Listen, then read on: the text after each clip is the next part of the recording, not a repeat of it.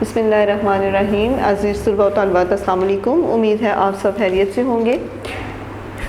Class 6 जहाने Urdu हम लोग शुरू कर रहे हैं। अब हमारा नेक्स्ट चैप्टर शुरू होता है, मेहनत। ये जो है ये नज़्म है जिसमें दूसरों को मेहनत की अज़मत से जो है वो रोशनास करवाया गया है और मेहनत को तरक्की यानी कि तरक्की का जीना जो है वो बताया गया है। मेहनत कशी दुनिया में तरक्की भी कर सकते हैं। तो यहाँ पर मेहनत की जितनी भी खूबियाँ हैं, जितनी भी खसूसियात हैं, उनको बयान किया गया है।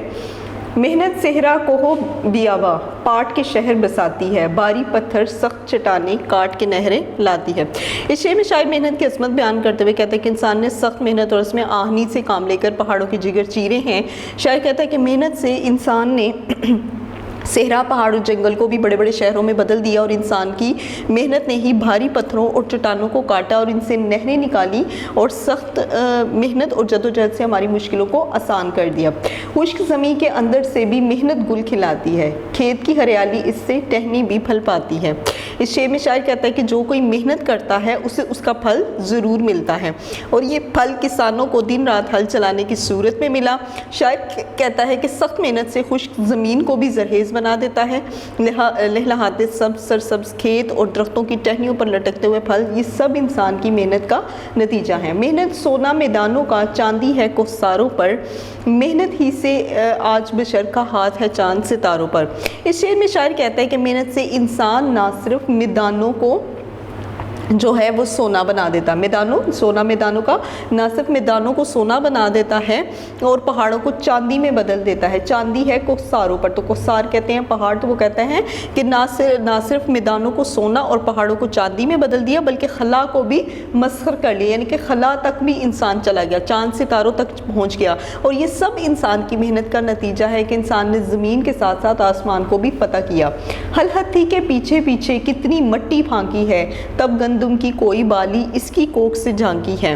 हल हत्थी के पीछे पीछे, इस शेर में शायर कहता है कि मेहनत में अज़मत के साथ साथ बरकत भी है।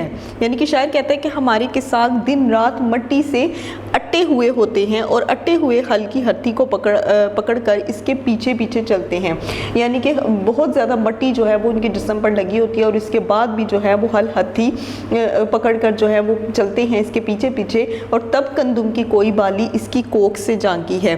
कोख यानी कि शिकम, पेट से। तो वो कहते हैं कि तब कहीं जाकर खेतों की शिकम से, खेतों के पेट से जो है वो गंदम की एक बाली निकलती है और ये बाली किसान की मेहनत का मुंह बोलता सबूत है। अब शेर नंबर 5 की तरफ आते हैं। जाने कितने कांटे टूटे इनके नंगे पाँव में, गाँव वाले तब बैठे थे एक शजर की छाँव में। इस शेर में शायर ने बड़ी जानदार मंजर कशी की है। कहते हैं कि किसान ही है जो दिन रात हल जोते हैं और खेतों को सरसब्ज़ व शादाब बनाते, और इस मेहनत में जाने कितने कांटे हैं जो इनके नंगे पाँव में चुभते और टूटते हैं। लेकिन इस तकलीफ़ और मेहनत से गुजरने के बाद किसान बंजर ज़मीन को सरसब्ज़ बना देता है और इस दिलकश मंजर से लुत्फ़अंदोज़ होने के लिए सारे गाँव वाले जो हैं वो इस हरियाली और दरख्तों की छाँव के नीचे बैठकर सुकून महसूस करते हैं। दाना दाना मिलता है तो ढलता है अंबारों में, मेहनत ही के बलबूते पर जले दिए बाज़ारों में। इस शेर में शायर कहता है कि किसी मुल्क की मईशत का इन्हिसार इसकी ज़ई पैदावार है। शायर कहता है कि किसान की मेहनत और लगन से एक एक दाना इकट्ठा होता है और फिर ये दाने बड़े बड़े ढेरों में तब्दील हो जाते हैं। इसकी मेहनत से बाज़ारों में रौनकें हैं, अपना खून पसीना एक करके वो मुल्क को बामे अरूज तक ले जाता है और उसकी मेहनत के नतीजे में हर जानिब तरक्की के दिए जो हैं वो जलते हैं। शेर नंबर 7। नूए बशर को इज़्ज़त अज़मत कुव्वत देने वाले हैं, जिन चेहरों पर गज जमी है, जिन हाथों पर छाले हैं। इस शेर में शायर मेहनती इंसान की अज़मत को बयान करते हुए कहता है कि मेहनत जो है, मेहनत इंसान को इज्जत, बड़ाई और ताकत अता करती है और मेहनती लोगों ने इस पर चार चांद लगाकर इंसान को कायनात की हर महलूक से अफजल बना दिया।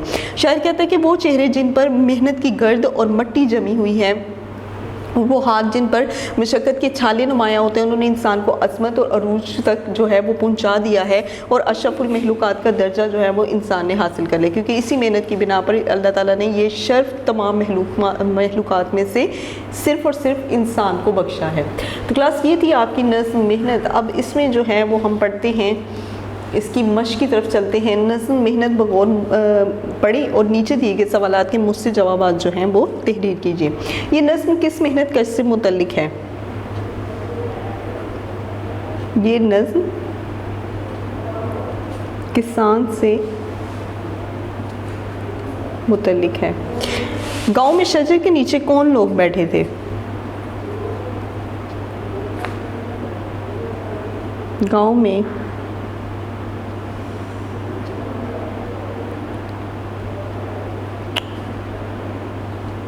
शजर के नीचे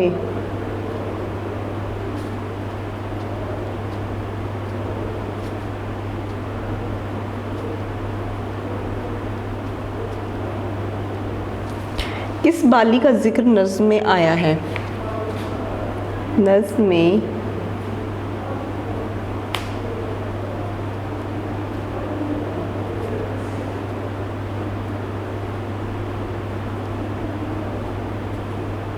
गंदम की बाली का जिक्र आया है। जन्ने से क्या मुराद है?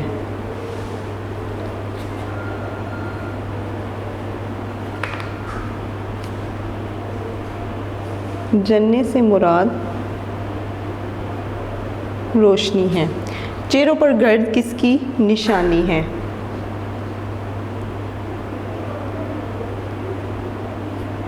चेहरों पर गर्द मेहनत करने वालों की निशानी है।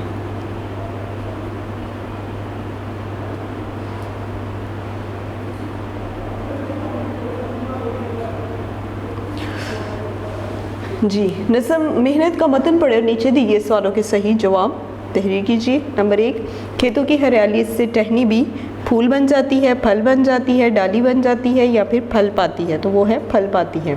बे, चांद सितारों पर इंसान का हाथ है, की आँख है, की सोच है, का ख्याल है? तो चांद सितारों पर इंसान का हाथ है। मेहनत मैदानों का सोना है, की चांदनी है, का सोना और चांदी है और सेहरा है, का सोना है। गर्द आलूद चेहरे कुव्वत देने वाले हैं, बशर को, इंसान को, नुए बशर को या फिर नुए इंसान को? नुए बशर को। मेहनत बसाती है गांव, कस्बे, शहर या मुल्क? शहर। जी क्लास, तो नेक्स्ट अब हम पढ़ते हैं इसका नज़्म के मतन को पढ़िए। मेहनत और मिसरे मुकम्मल कीजिए। मेहनत सोना मैदानों का चांदी है, कोहसारों पर। हल हथी के पीछे पीछे। गांव वाले तब बैठे थे एक शजर की छाँव में। मेहनत ही के बलबूते पर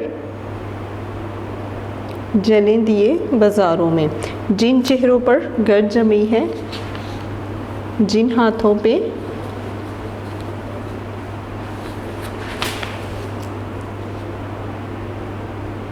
छाले हैं।